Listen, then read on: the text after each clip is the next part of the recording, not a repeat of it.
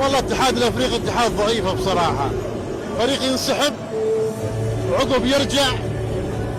دخول الجماهير السنغاليه لارضيه الملعب اعتداء على رجال الامن. الاتحاد الافريقي عليه علامه استفهام من زمان، الان كذلك يدل على ضعف هذا الاتحاد الافريقي بصراحه. الاتحاد الافريقي ضعيف جدا ضعيف. والله شوف، المغرب عملت كل شيء في هذه البطوله، رحبت بالجميع من ملاعب وتنظيم. ما اعتقد في دوله افريقيه بتعمل نفس اللي عملته المغرب، بس نقصها التتويج بصراحه.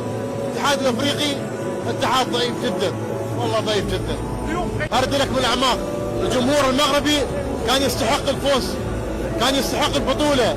الجمهور المغربي يستحق اكثر من بطوله. ارد لك من الاعماق بصراحه، ما يحزنني انا الجمهور المغربي فقط.